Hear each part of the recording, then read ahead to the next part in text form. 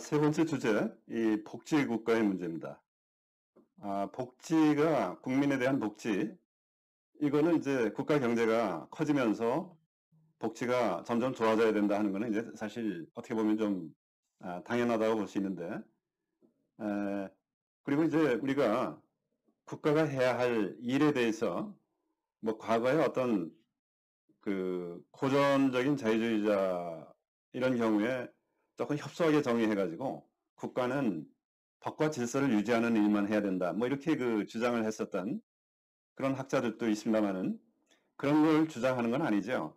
오늘날에 있어서의 그 국가의 역할이다 하는 것은 사실은 상당히 좀 폭이 넓어졌다라고 이렇게 볼 수가 있는 것인데 법과 질서를 유지하는 그 강제력을 갖는 그런 그 활동 이거는 이제 당연히 국가가 해야 할 일이고요.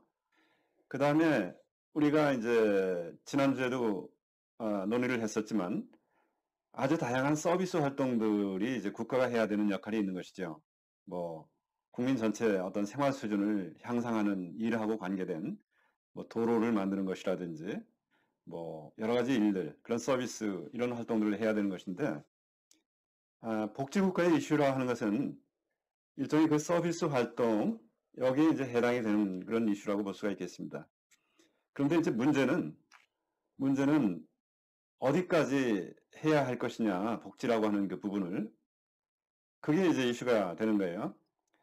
그래서 이제 결론을 먼저 말씀을 드리자면은 이것이 자칫 방만하게 그냥 고삐를 잘 제어를 하지 못하고 이것을 그냥 방만하게 이렇게 했을 때는 어디까지 커질라는지 알 수 없는 것이 이 복지라고 하는 그 부분입니다. 일단 커지면은 절대로 어, 다시 이걸 줄일 수가 또 없어요. 그래서 어디까지 할 것이냐, 어디까지가 이게 바람직한 것이냐, 뭐 이런 그 내용이 되는 것이죠. 에, 그래서 이제 정부가 서비스 활동으로서 할 수 있는 그런 그 영역을 좀 잘 생각을 해봐야 되는데 이제 이걸 잘 분류를 해봐가지고 첫째는 이 자유체제하고 양립할 수 있는 자유를 손상하지 않는 그러한 그 서비스 기능이 있을 수가 있어요. 이런 거를 잘 선별해서 이제 국가가 해야 된다 하는 그런 그 내용인데 두 번째는 우리가 언뜻 생각하기에는 국가가 이렇게 중앙 집중적으로 그렇게 하면은 더 효율적으로 이렇게 잘 할 수 있을 것 같다. 그렇게 생각을 하는 그런 부분이 있을 수가 있는데 다만 이런 부분도 장기적으로 잘 따져보면은 생각 이상으로 부작용이 많이 발생하고 국가가 함으로써 효율보다는 효율이 좋아지는 측면도 물론 있지만은 이것이 부작용 그리고 생각지도 않았었던 그런 그 숨겨져 있는 그 코스트 이것이 이제 많이 드는 그러한 그 부분이 또 있는 거예요. 제일 또 문제가 되는 건 뭐냐면은 자유 시스템하고 자유 체제하고 양립이 불가능한 그야말로 법치에 해당되지 않는 그러한 그 복지가 또 있을 수가 있는 것이죠. 그래서 이거를 잘 선별하면서 하는 것이 중요한데 말씀드렸다시피 이거는 자칫 잘못하면은 아주 방만하게 이렇게 급속하게 커지는 그런 그 속성이 있다.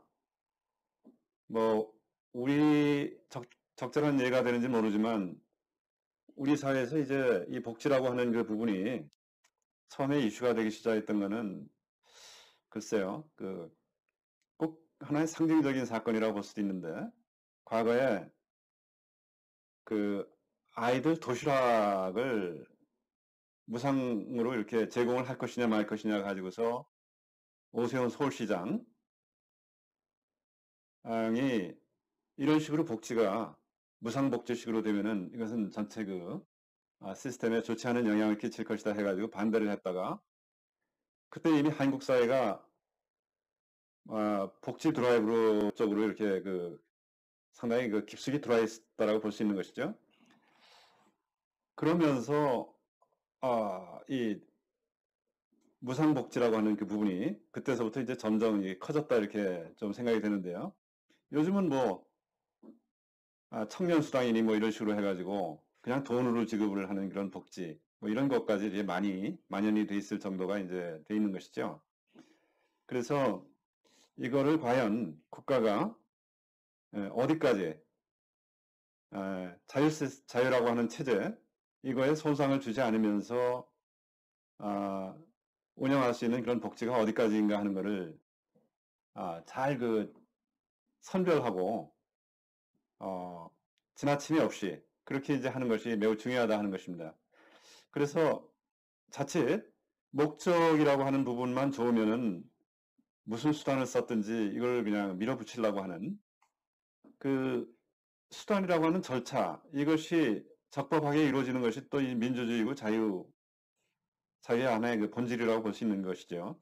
그래서 목적이 정당하면은 자유의 원칙에 반하는 어떤 수단도 이 합법인 것처럼 그렇게 몰아가는 이런 것이 혹시 우리 사회에 만연한 게 아닌가 이런 그 반성을 좀 해볼 수 있어야 됩니다.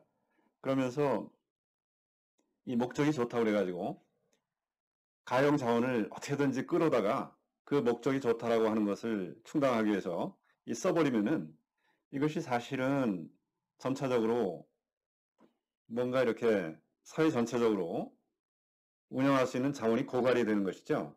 그러한 그 근시안적인 그런 걸로 인해 가지고 이제 나타나는 현상이라는 것은 아, 겉으로 보기에 그럴듯하기 때문에 이제 시행을 했지만 이것이 자유체제라고 하는 그 본질로 얘기하자면 뭐냐면은 아, 중앙 관료 시스템이 생각할 때 이것이 필요하다, 목적이 좋다 해가지고 이제 했는 것이지만 그러나 거기서 그거를 함으로 인해 가지고 뺏기는 부분은 뭐냐면은 더 나은 대안이 있을 수가 있다 하는 그 가능성 이거를 단절을 시켜버린 것이죠. 그러한 실험을 할 수 있는 가능성 이런 거를 원천적으로 이제 봉쇄를 하는 이거는 그 자유체제가 점점 성장하고 수많은 가능성을 자꾸 이렇게 찾아나가고 하는 그런 지식을 찾는 그 프로세스가 이렇게 저절로 살아있는 것이 이 자유체제인데 그거를 원천 봉쇄하는 것이 바로 이 복지, 근시안적인 그런 행정 편의의 그 조급함 이런 거에서부터 이제 그렇게 그런 현상이 생길 수가 있다 하는 것이고요. 또 이 복지가 또 주는 부작용 중에 또 두 번째로 이제 중요한 것은 뭐냐면은 사람들이 점점 의존적이 됩니다. 국가가 뭐를 자꾸 해주기를 기대하고 마치 무슨 가부장적으로 국가라고 하는 것은 나의 삶을 보살펴주는 어떤 존재인 것처럼 그렇게 되면서 하나의 자유인으로서 나의 삶을 내가 자조자립하면서 이제 개척을 한다라고 하는 그 인간의 하나의 존엄성이죠, 그게. 그런 거를 점점 포기하게 되는 이 문제가 이 복지라고 하는 그 부분이 너무 방만하게 됐을 때 생기는 문제 이렇게 이제 볼 수가 있겠습니다. 그래서 이 복지국가라고 하는 이 부분은 어려운 게 뭐냐면은 목적이 다 선한 그런 성격을 가지고 있기 때문에 이거를 거부하기가 참 굉장히 어려운 거예요.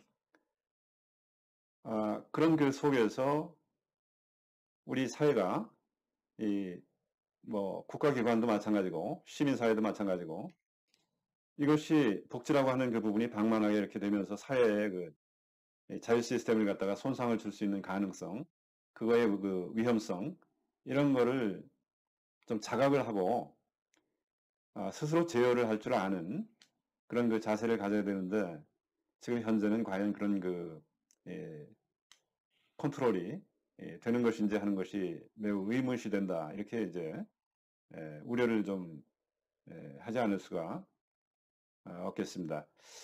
자, 그래서 오늘 그 하예크 제17장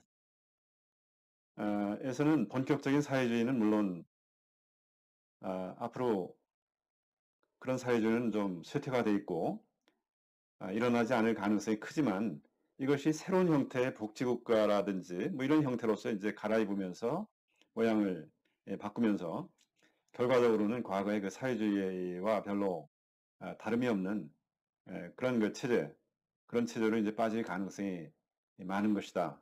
라고 하는 그런 그 측면에 대해서 같이 논의를 했습니다. 수고하셨습니다.